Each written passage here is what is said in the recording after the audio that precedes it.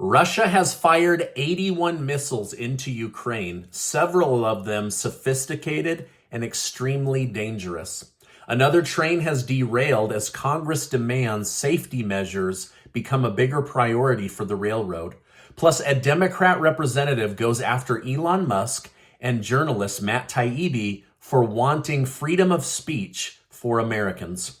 Thank you so much for liking and sharing these videos. It really does help me out, so thank you so much. Also, make sure to listen to the end of this video where I'll tell you about how to win up to $10,000. One of you is going to win $5,000 in cash, and I can't wait to tell you about it.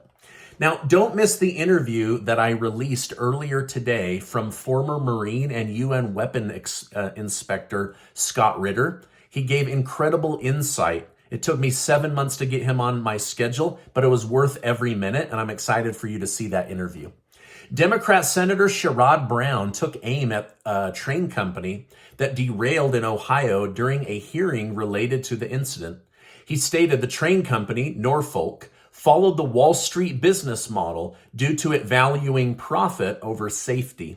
He elaborated that if Norfolk Southern had paid a little more attention to safety and a little less attention to profits, had cared a little bit more about Ohioans and along its track, and a little less about executives and shareholders, these accidents would not have been as bad and might not have happened at all. Now, shockingly enough, as this hearing was taking place, another Norfolk train derailed in the state of Alabama.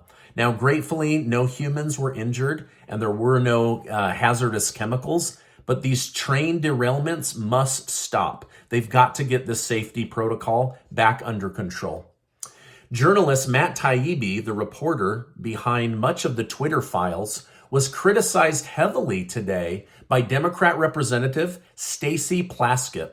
She stated that the so-called journalist is a threat to former Twitter employees. She labeled Matt Taibbi as a scribe for Elon Musk, who posted cherry-picked, out-of-context emails and screenshots designed to fit Elon Musk's narrative.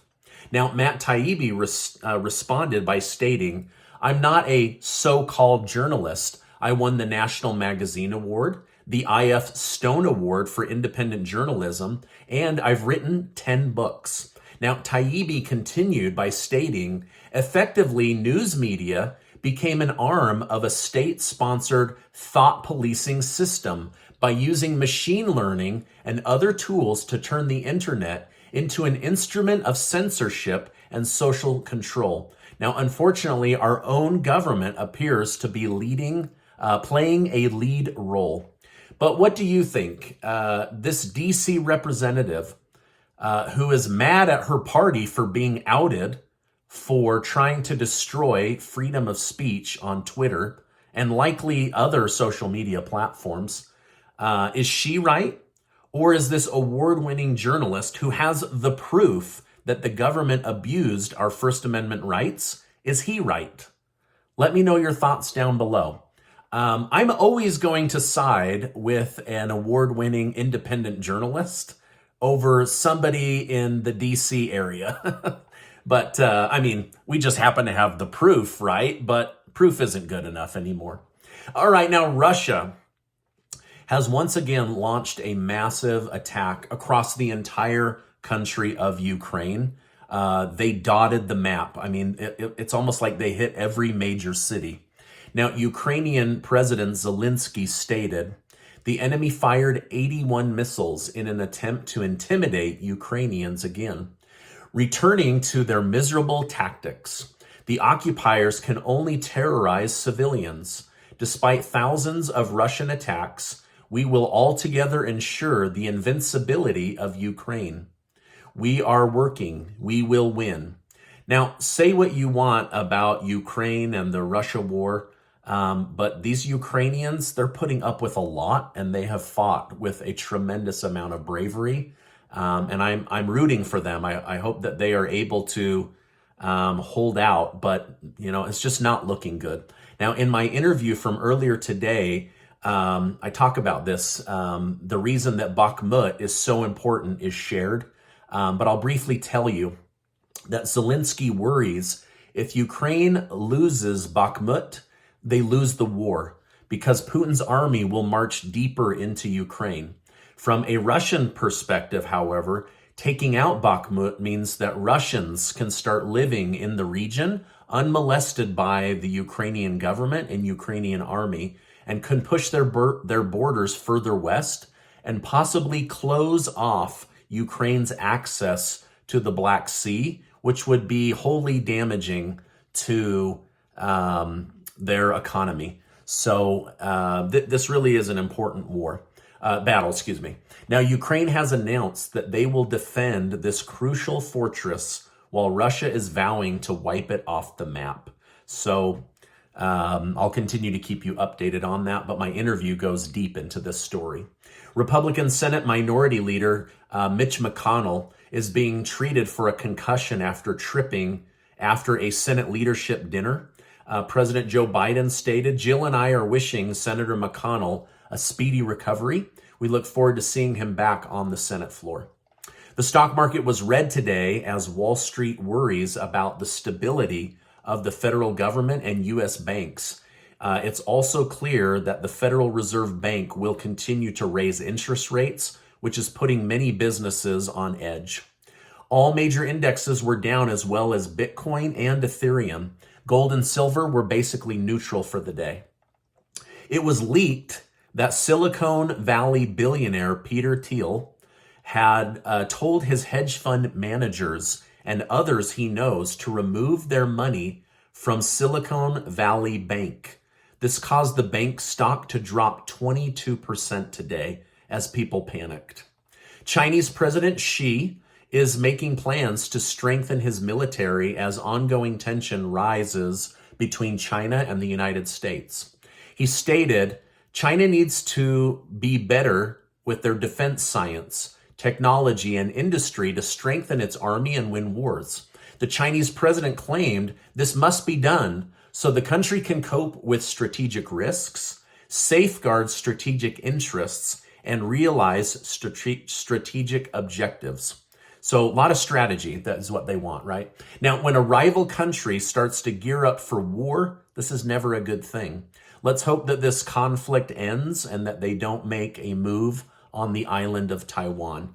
But what do you think? Are the United States and China going to end up in war? Will this whole thing blow over once the Russia-Ukraine war is over? Or is the United States versus China the next Cold War that we'll all have to live with for the coming decade? Let me know your thoughts down below. Our national debt continues to soar as Congress debates raising the debt ceiling limit to avoid a national default. Federal Reserve Chairman Jerome Powell warned that no one should assume that the Fed can protect the economy from the non-payment of government bills, let alone a debt default. So do not rely on the Federal Reserve Bank, United States. That's what he's saying. Now, Powell stated that great economic long-standing harm would be caused if the debt ceiling is not raised. Why?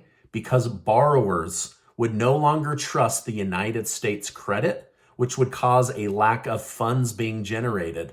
Plus, current estimates suggest that 6 million Americans would lose their job almost immediately. So hopefully, members of Congress can work things out, cut some budgets, maybe raise the debt ceiling, and actually focus on not making us so weak because of how much indebtedness we carry around the world.